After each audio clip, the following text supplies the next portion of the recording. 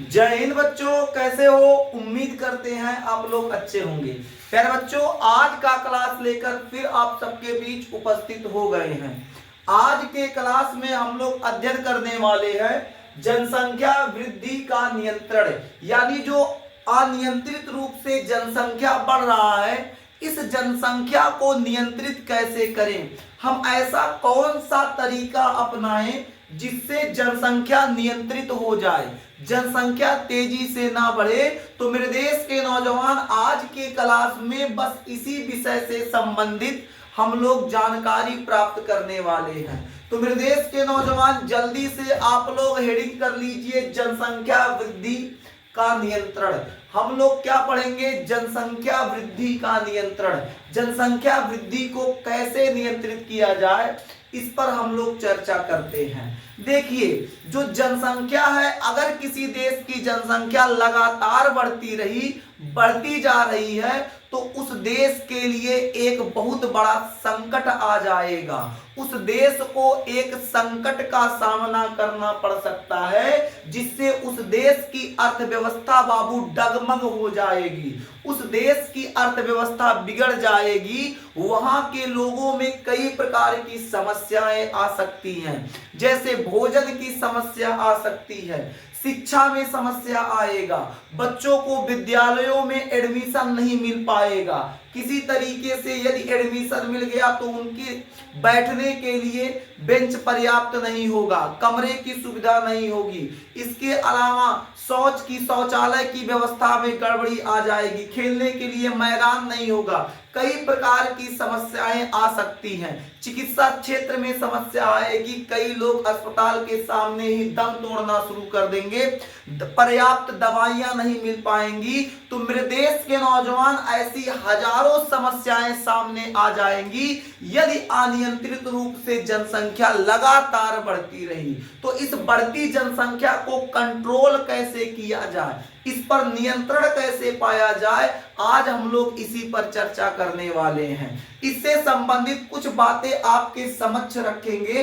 इन बातों पर बहुत विशेष तौर पर ध्यान दीजिएगा। यदि आप अच्छे से समझ जाते हैं तो एग्जाम में यहां से यदि प्रश्न बनता है, जनसंख्या से प्रश्न बनता है, जनसंख्या नियंत्रण से संबंधित चीजें यदि आपसे पूछ लिया जाए, तो आप आसानी से जवाब दे पाएंगे, आप आसानी से प्रश्न का उत्तर दे पाएंगे।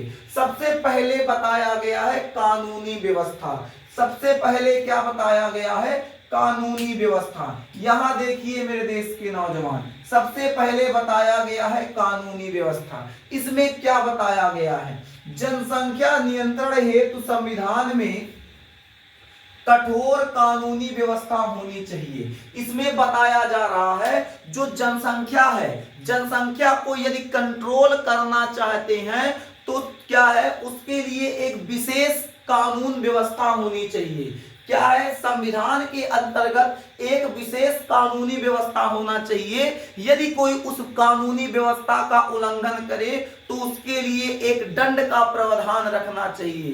दंड का प्रावधान रखेंगे तो उस नियम का, उस कानून का कोई उल्लंघन नहीं कर पाएगा। यही बताया गया है, जनसंख्या नियंत्रण हेतु संविधान में एक कठोर कानूनी व्यवस्था होनी चाहिए। किस प्रकार की व्यवस्था? यहाँ कुछ और बातें रखा गया है। संविधान के 42वें संशोधन 1976 में संसद और विधान सभाओं को जनसंख्या नियंत्रण के लिए कानून बनाने का अधिकार प्रदान किए गए हैं। मतलब ऐसा बताया क्या जा रहा है, 1976 में संविधान के 42वें संशोधन में संसद और विधानसभा को एक आदेश दे दिया गया था कि आप लोग जनसंख्या के कंट्रोल के लिए कोई भी नियम बना सकते हैं, कोई भी नियम आप बना सकते हैं जनसंख्या के कंट्रोल के लिए। आप किसी तरीके से बस देश की जनसंख्या को कंट्रोल कर लीजिए। इसके लिए संसद को, देखिए यहाँ क्या लिखा गया है, यहाँ लिखा गया संसद और विधानसभाओं को जनसंख्या को कंट्रोल करने के लिए उनको नियम वो बना सकते हैं संविधान के 42वें संशोधन में। इसके लिए क्या है, आगे बताया गया है, अतः राज्य सरकार को परिवार सीमित करने हेतु कानून बनाने चाहिए। मेरे देश के नौजवान अब इन बातों पे विशेष ध्यान दीजिएगा। कानूनी व्यवस्था का निचोड़ आपको अब समझाते हैं। यानी कहने का मतलब क्या है, जनसंख्या यदि अनियंत्रित रूप से बढ़ी तो देश में कई प्रकार की समस्याएं आ सकती हैं। तो जनसंख्या को कंट्रोल करने के लिए सबसे पहला कदम उठाना चाहिए, एक कानूनी व्यवस्था बनानी चाहिए जिससे जनसंख्या ज्यादा ना बढ़ सके, जनसंख्या को कंट्रोल किया जा सके। कानूनी व्यवस्था में किस प्रकार की व्यवस्था होनी चाहिए, सरकार को सख्त नियम बनाना चाहिए। यदि किसी दाम्पत्य के दो या दो से अधिक बच्चे होते हैं, यदि किसी दाम्पत्य के कल्पना करते हैं 3 बच्चे हो जाए, तो तीसरा बच्चा जो होगा उस तीसरे बच्चे को भारत की नागरिकता नहीं दी जाएगी। कम से कम एक दाम्पत्य के 1 या 2 बच्चे होने चाहिए। अगर किसी दाम्पत्य के 1 या 2 बच्चे हैं तो उसे भारत की नागरिकता दी जाएगी। तीसरा बच्चा होने पर उस तीसरे बच्चे को भारत की नागरिकता नहीं दी जाएगी। न उसका आधार कार्ड बनेगा, न पैन कार्ड बनेगा, न राशन कार्ड बनेगा, न निर्वाचन कार्ड बनेगा, उसका कोई कार्ड नहीं बनेगा। वो धरती आया इसे घूमते रहे हर बार कि अब हम क्या करें, कैसे आ गए। तो ये सख्त कानून बनाना चाहिए कि ताकि जनसंख्या कंट्रोल हो सके, जनसंख्या नियंत्रित हो सके।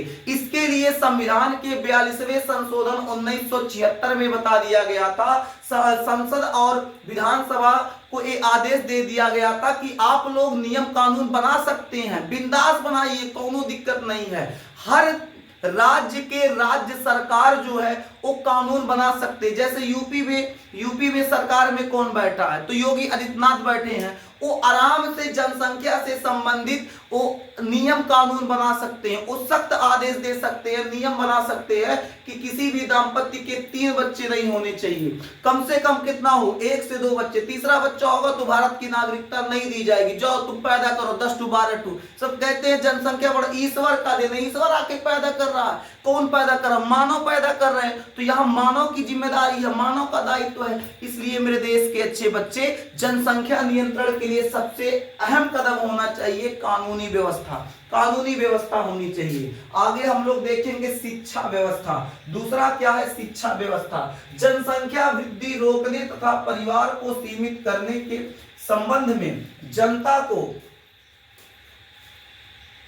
शिक्षित करने के कार्यक्रम में तेजी लानी चाहिए। मतलब अगर आप चाहते हैं कि जनसंख्या कंट्रोल हो सके तो जो हमारी जनता है, जो हमारी पब्लिक है, उसे कोशिश किया जाए ज्यादा से ज्यादा लोगों को शिक्षित किया जाए और शिक्षा के प्रति अग्रसर करने के लिए, शिक्षा के प्रति बढ़ावा देने के लिए अलग अलग शिक्षा से संबंधित कार्यक्रम चलाना चाहिए। आगे क्या लिखा है, शिक्षा द्वारा लोगों एवं समाज को जनसंख्या वृद्धि के कारणों एवं उनसे होने वाले भयंकर परिणामों से अवगत करानी चाहिए। इसका मतलब क्या है, जब लोग शिक्षित होंगे तो उनको समझ में आएगा कि जब जनसंख्या बढ़ेगा तो उससे क्या क्या समस्याएं हो सकती हैं, देश को किन समस्याओं का सामना करना पड़ सकता है। तो जब शिक्षित रहेंगे लोग तभी वो समझ पाएंगे, तभी वो जान पाएंगे कि जनसंख्या बढ़ने से क्या क्या समस्याएं होंगी। अब कोई अशिक्षित व्यक्ति है, गांव का व्यक्ति है, खेत में कुदाल चला रहा है, उससे जाके कह रहे हैं कि जनसंख्या बढ़ने से बहुत ये समस्या होगा, यहाँ खाने की समस्या आ सकती है, स्कूल की समस्या आ सकती है, अस्पतालों में समस्या होगा। कुदाल लेके दौड़ा के मारेगा, कहेगा हरामखोर कहीं के। अब बताओ हमको जनसंख्या सिखा रहा है, वो सब ईश्वर का देन है। तो इसलिए क्या है, शिक्षित लोगों से जब आप बात करेंगे तो उस चीज को आसानी से समझ जाएंगे। शिक्षित लोगों से जब आप बात रखेंगे, अपनी बात शिक्षित व्यक्ति के सामने रखेंगे तो वो व्यक्ति उस पर विचार करेगा। अशिक्षित व्यक्ति के सामने रखेंगे तो शायद बाबू वो आपके ऊपर भड़क जाए। यानी कहने का मतलब क्या है, शिक्षा व्यवस्था में बताया क्या गया है, शिक्षा व्यवस्था का निचोड़ समझते हैं। शिक्षा व्यवस्था में बताया गया है कि लोगों को शिक्षा के प्रति अग्रसर कीजिए, लोगों को शिक्षा के प्रति लगातार बढ़ाइए, शिक्षा संबंधित कार्यक्रम को बढ़ावा दीजिए ताकि भारत के जो अधिकांश लोग हैं शिक्षित हो सके। जब शिक्षित होंगे तब उनको अच्छे और बुरे का फर्क समझ में आएगा। सही गलत का अंतर वो समझ पाएंगे। वो समझ पाएंगे कि जनसंख्या बढ़ेगा तो क्या नुकसान होगा, हमारा परिवार छोटा होगा तो हम अपने परिवार का भरण पोषण अच्छी तरीके से कर पाएंगे। यही इसीलिए शिक्षा व्यवस्था में क्या बताया गया, तेजी से इसके लिए लोगों को शिक्षा के प्रति अग्रसर करें, शिक्षा के प्रति बढ़ावा दे। आगे क्या बताया गया है मेरे देश के नौजवान, आगे बताया गया आर्थिक स्थिति में सुधार, आर्थिक स्थिति में सुधार। यहां बताया गया है लोगों को समय पर उचित रोजगार तथा व्यवसाय मिलना चाहिए।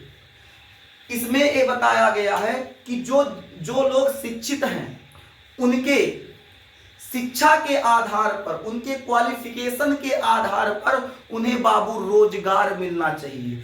वो जब रोजगार पाएंगे तो लोगों को समझाएंगे, देखो हम पढ़े लिखे हैं, हम रोजगार पा गए, आप भी पढ़िए, आप भी रोजगार पाएंगे। तो जब लोग शिक्षित होंगे, रोजगार के प्रति आएंगे, तो क्या होगा, उनके लिए एक नियम बना दिया जाएगा कि उन्हीं को बाबू नौकरी मिलेगा जिनके 2 लड़के रहेंगे, जिनके 3 बच्चे हैं उनको नौकरी नहीं मिलेगा। तो अब बताइए, लोग कहेंगे हाँ 2 लड़का पैदा कर, नौकरी लग जाएगा, 2 लड़कन के आराम से खाना पानी का हिसाब किताब बढ़िया होगा, बेहतर वो पढ़ पाएंगे। तो ये सब दिमाग सरकार को लगाना चाहिए। जब सरकार दिमाग लगाएगी तब बाबू जनसंख्या नियंत्रित होगा। हम जैसे आप जैसे लोग सिर्फ कह के जनसंख्या नियंत्रित नहीं कर पाएंगे। ज्यादा से ज्यादा क्या होगा, हमको समझ में आ रहा है, आपको समझ में आ रहा है, आप जनसंख्या नियंत्रित करेंगे, हम करेंगे, बाकी लोग तो धड़ाधड़ पैदा करते जाएंगे, तो जनसंख्या नियंत्रित नहीं होगा। जब कानून व्यवस्था बनेगा, सरकार इस पे चाहेगी तो तेजी से नियंत्रित होगा।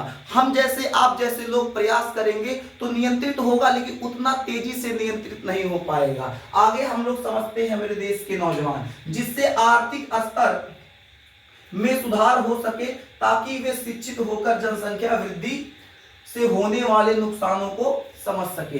बताया गया है जब लोग रोजगार को पाएंगे तो उनको समझ में आएगा, यार जनसंख्या वृद्धि से क्या क्या समस्याएं आ सकती हैं, तो वो नियंत्रित करेंगे। जब वो नियंत्रित करेंगे तो दूसरे व्यक्ति को भी सलाह देंगे, भाई साहब तुम ज्यादा लड़का न पैदा करो। जब ज्यादा पैदा करोगे तो फिर खर्चा ज्यादा बढ़ेगा, अकेले कमाने वाले 10 टू खाने वाले, तो कैसे व्यवस्था चलेगा, नहीं चल पाएगा। इसी वजह से जब रोजगार सरकार लोगों को देगी उनकी क्वालिफिकेशन के आधार पे, तो उनको अच्छे से उनका बुद्धि खुलेगा।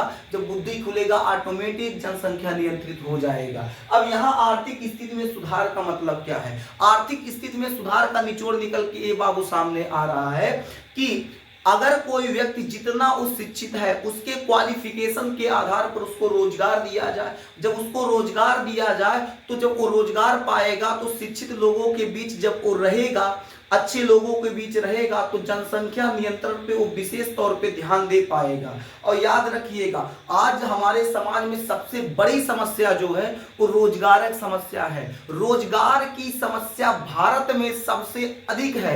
आज युवा सड़क पर बैग लेके भटक रहा है, किताबें बाबू दिन रात पढ़ रहा है। ऐसे ऐसे विद्यार्थी हैं कि किताबिया को बाबू शरबत बना के घोल के पी गए हैं। कहीं से पूछिए किताबिया सरसरा के फर फर पढ़ेंगे। अब बताइए, ऐसे ऐसे विद्यार्थी हैं बाबू, ऐसे ऐसे विद्यार्थी जो किताब को घोल के पी के बैठे हैं, उनको रोजगार नहीं मिल रहा है। जब उनको रोजगार नहीं मिलेगा तो अपने जीवन को चलाने के लिए, अपने परिवार को चलाने के लिए वो कोई ना कोई छोटा बहुत कोई काम करेंगे। देखिए बाबू, रोजगार हर उस शिक्षित व्यक्ति को मिलना चाहिए जिसकी योग्यता उस रोजगार के लिए है। जैसे हम कल्पना करते हैं, कोई व्यक्ति मतलब कल्पना करते हैं, एक व्यक्ति है जो एसएससी की तैयारी, नॉर्मल एक एसएससी की तैयारी कर रहा है, वो परीक्षा निकाल लिया, उसको रोजगार मिल गया। कोई व्यक्ति है जिसका फर्स्ट क्लास बॉडी वगैरह है, देह फर्स्ट क्लास हाइट वगैरह है, वो लगता है कि भाई ये पुलिस विभाग में जाने लायक है, तो उसको उस अकॉर्डिंग, उसकी शिक्षा के अकॉर्डिंग, उसकी बनावट के अकॉर्डिंग उसको क्या मिलना चाहिए, उसको रोजगार मिलना चाहिए। ये जरूरी चीजें होती है, रोजगार अहम बहुत जरूरी चीज होता है। देखिएगा, रोजगार और जीविका में अंतर होता है, रोजगार और जीविका में बाबू बहुत अंतर होता है। किसी व्यक्ति के क्वालिफिकेशन के आधार पर जब उसको नौकरी दी जाएगी तो वो रोजगार होगा।